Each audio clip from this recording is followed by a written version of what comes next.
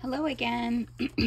I might lose my voice a few times because I've done more than one video in the same setting, but as I've mentioned many times, I have to do my filming all in the evening when it's quiet in my home. So and again, that's why the lighting is not great, but I do my best. And so anyway, this is a journal that I've made. It's kind of farm themed, and it's made from this is Kraft-tex and a vintage quilt, and this is a vintage book page image. I think this came from Farm ABC, a Rand McNally book, but I'm not 100% confident. I'd have to look it up, but I'm pretty sure that's where I got it from.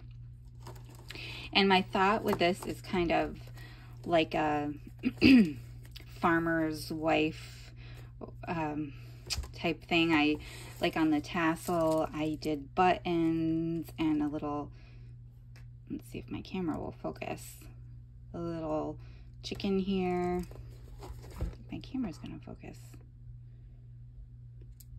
And then another vintage button and a little spool of thread and a little heart. I'm sorry, it's blurry. There's a little ladybug charm here. Let's see if I go further away. I think it got a little bit clearer. And some glass beads, some wood beads, lots of buttons, a key, that sort of thing. So my thought was kind of, like I said, kind of like farmer's wife or grandma or something like that. And I used some vintage quilt on the spine. This is from a quilt top. And then some denim.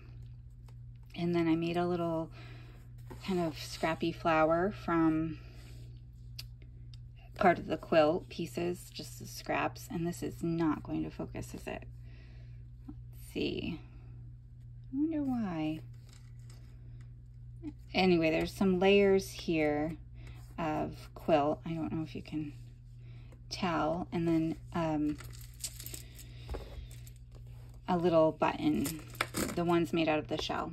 I cannot think of what those are called. Maybe it'll come to me later. But and then here I did seal this with some sticker vinyl because these are pretty fragile. I don't think you would even be able to tell. And some rickrack and some more of the vintage quilt. And this has just an amazing feel. It's just so squishy, and I really like these. So I hope you guys do too, because I really had fun. I plan to do more of these Kraft-tex journals because they lay perfectly flat, and they just feel so good in your hands, and they're fun to make. It was just something different. I really enjoyed it. Anyway, there's some plaid fabric here on the inside, and a denim pocket with some of the quilt top and some lace trim, and then just some things tucked in. There's a little bag here with some extra things inside.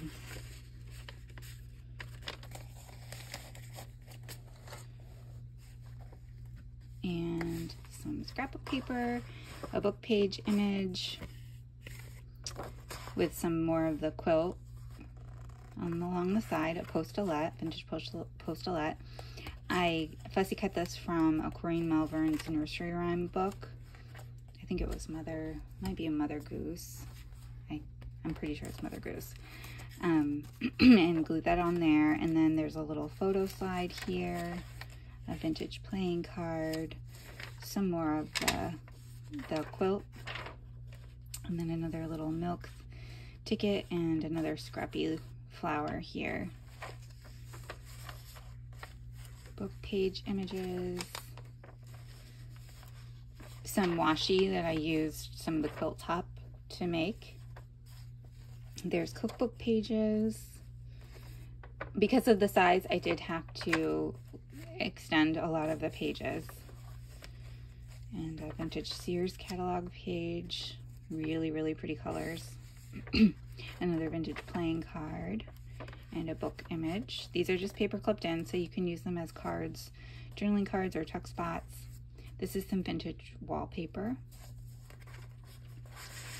and another book page image.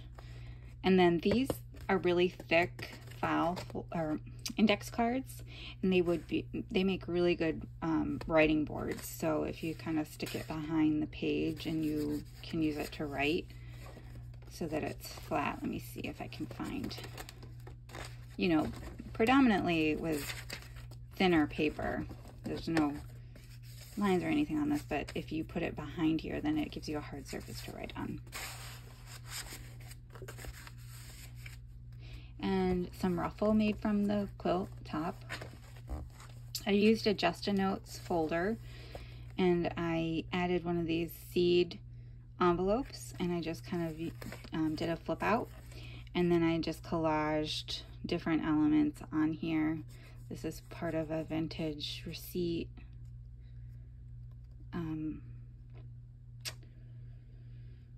Page and then some more washi from the vintage quilt and vintage fabric and a scrappy flower, and this is from the scrapbook paper line. I'm not sure which one. It might be from this one. And then another book page image and a little Rolodex card that I put some of the quilt top on, a vintage milk cap, another playing card, and book page. This is from an Ideals magazine. Super pretty. I love this scene.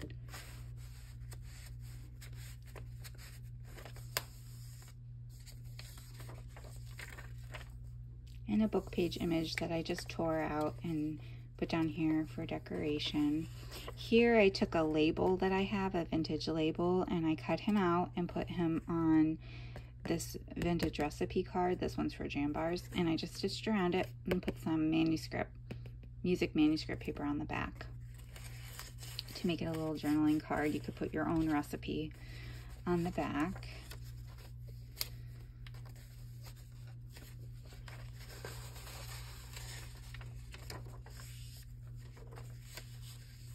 Some more quilt fabric, little fussy cut images from a book page,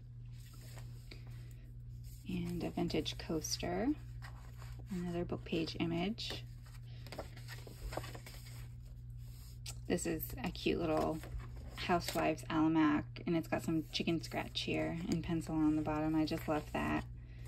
Kind of adds to the character, I think. And then there's a pattern service from 1952, so a wide mixture of elements. And then I made a little tuck from the quilt and just put a little flashcard in here. This is cute, from the Sears catalog, the woman with the lawnmower. And a pattern envelope. And a vintage seed packet for onions.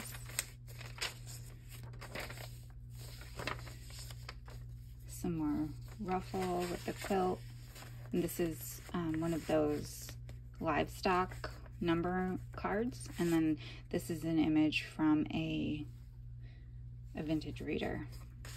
I thought you could make it into a pocket or a journaling tag. Another vintage coaster and another reader image, just paper clipped in. I also just paper clipped this yo-yo so you can put it where you'd like.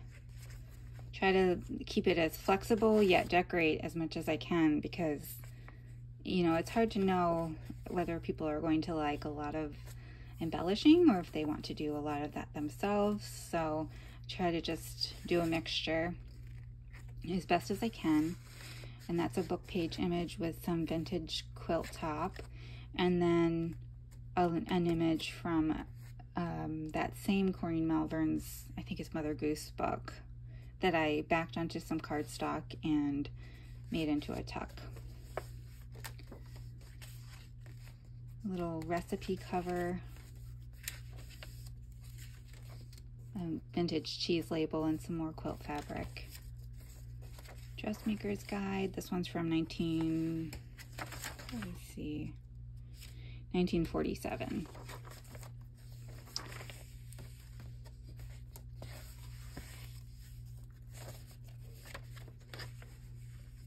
And this is from a calendar from 1961, and you could either, when I trimmed this, the pocket opened, and so I thought, oh, that's a lot of extra writing, but this might get a little bit, you know, fragile over time. So you could also tack this down and make it into a pocket. And if you don't, you can just take some washi tape or masking tape or something and reinforce it there. But it's really a neat calendar, and it's got like sheep raising pointers on the back. Really neat. And then just some clusters up here, another cheese label, a dairy book. This one's from 1950 for a recipe book. Some ledger and rickrack, and another seed packet. This is a recipe card and a vintage, a vintage Rolodex that I tea dyed, and then used some of the quilt top up here, and another cheese label. This is a vintage milk cap. Lots of room to do what you like. This is from an Ideals magazine. And another little scrappy flower here. And I'd be happy to show you what I did to make these. They're all kind of different. I was just trying to use up. I didn't want to waste any of my quilt top because I absolutely love quilt tops. I love crafting with them. I know some people get upset. Most of the quilt tops, I really only have 2 or 2.5 quilt tops that I use, and they were all, you know, one of them could have been repaired and turned into a quilt. The other ones were absolutely not. You would not be able to repair them. But, you know, I feel like I'm giving them new life, and they can be used. I know a lot of quilters get a little sensitive about that, but it's all fabric and it's not going in a landfill. We're using it. So that's just my opinion. I'd love to know what your opinion is about the quilts, if you want to share that. But anyway, this is a guest check, a vintage guest check. And this is a tuck here. And then on this was kind of cute, I thought. It's a Hallmark date book. I think it was Hallmark, or no, Norcross date book. And so I just took this image. I thought this was, with the birds, was so cute. And I just took some quilt top. And this was from a scrap paper line. This was the receipt from that other part of the collage. Or, yeah, the other part of the collage in the beginning. I put that behind there, and then I just fussy cut these kids carrying this bale. And I thought that turned out so cute. I don't know why, it just kind of tickles me. I liked that. And then this is some more of the quilt with a milk cap tab.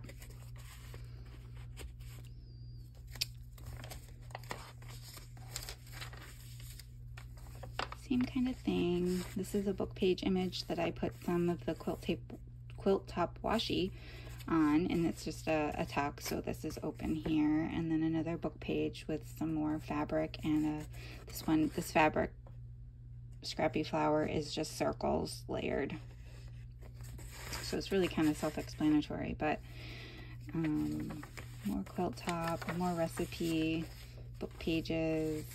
This is the other part of the calendar, so it's got crop record and farm area. And then some piggies. Super, super cute images. I don't have any experience of a farm. I don't live on a farm. I've never lived on a farm, but I love all the scrapbooking farm things. So I have a lot coming up when I have time to make more of them.